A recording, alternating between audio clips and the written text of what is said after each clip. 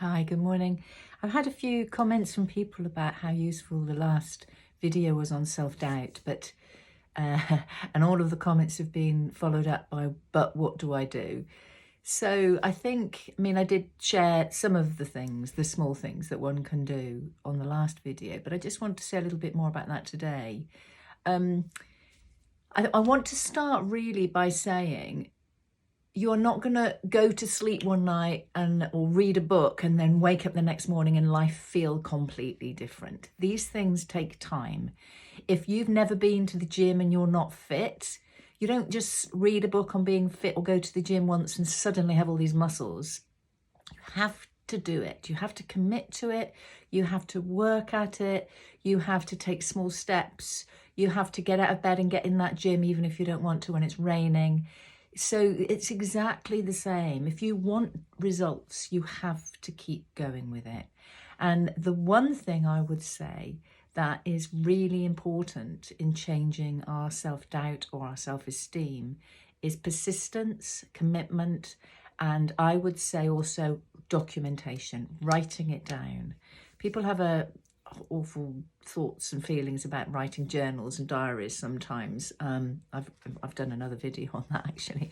If you're not a writer, it doesn't matter, but there is something about having time every day or every other day where you sit and you think, how was today? Reflection time. How was today? And oh yeah, there was that moment where I felt really awkward or I couldn't say something to somebody. And it's about breaking that out. You know, what was it inside? What was it that stopped me?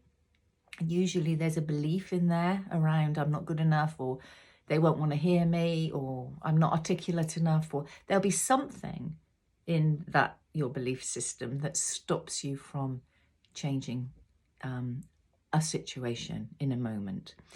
If you don't do something in that moment, what happens is you carry that around with you. You then compound that belief that you're no good or that you're less than, and you're not less than. We are all equal. Everyone is equal. Some people have better skills at communicating. Some people have better skills at plumbing. Some people have better skills at car mechanics. You know, if my car broke down, I wouldn't have a clue. I have no shame in that. Whereas people have shame in, I can't say that, or I'm stupid, or that'll upset somebody. And actually, as long as you're not being cruel, as long as you're being kind, as long as you're holding your boundary, if somebody says to you, can you come out for a coffee today? I really need to talk. And you are stretched, then the answer is no, you can't. Because if you do go and you're stretched, it's going to impact on you in a big way. Obviously, these things that you have to take you have to balance. You know, if I've got a busy day and my friend is in a desperate state, of course I'm going to cancel what I have to do. I'm not selfish. But life is about balance, and life is about, can I do that? Or is that going to tip me into a place where I'm then going to be grumpy and horrible to my husband or my child or what? It's like, how do I look after me and you? Life is about looking after me and you. It's not just about looking after you, and it's not just about looking after me. That's selfish or that's selfless. And both places have repercussions. If I'm totally selfless and do everything for everyone else, then something is out of balance for me. And it may, anyway, don't want to go down a tangent. So change is best in reflection. Often we can't make those changes in the moment because we're in our moment. You know, many people have talked about the neuroscience behind this. You know, our brains are like plants or trees. We have lots of branches, and the more we use a branch, the more it will become cemented in our being, and that's what we call habit. You know, so if every day I wake up and have a cup of coffee every single day religiously, then I am going to wake up one day, even if I'm told I can't have coffee because I've got heart palpitations, I'm going to think I need a coffee because I've got a habit. There is a branch that's very clearly made in my brain that says you need your coffee. So how do I change that? Well, I have to manage the feeling of not having the coffee. Well, there's two choices, isn't there? Either not having the coffee because I know if I do have the coffee, it's not going to do me good. It's going to affect my heart because I've been told by the doctor. Or I think, oh, I can't do this, I'm just going to have a coffee. Well, there's not really very much confidence in myself in that, is there? There's no self-belief that I can actually sit with that horrible feeling that I can't have my coffee this morning. So I'm not trusting myself very much. So in that tiny instance, what would I need to do? Well, I would need to preempt it. The doctor's told me I can't have coffee in the morning. So I'm going to think, okay, that's going to be hard for me. How am I going to manage that tomorrow morning? Okay, well, when I wake up, I'm going to have my decaf tea by the kettle. I'm going to make a cup of decaf tea. I'm going to drink it quite quickly. Then I'm going to change my habit and go out for a quick walk. I'm going to change or start creating a new pathway in my brain. And it won't feel the same. Of course it won't feel the same because we're talking about habits. But you do that every morning for 3 weeks. And what will start to happen is that pathway will start getting smaller and smaller and smaller that needs the coffee. And the pathway that has the habit of having the cup of decaf tea will get bigger. And this happens in relationships as well.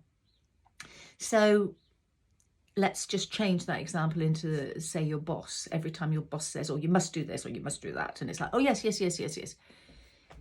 How can you change that? Well, you can change that because you can think of the moment that you could do something slightly differently. So the boss says to you, I really want you to do this by 10 o'clock. And you know you're not going to get that done by 10 o'clock. It's not possible for you to get it done by 10 o'clock.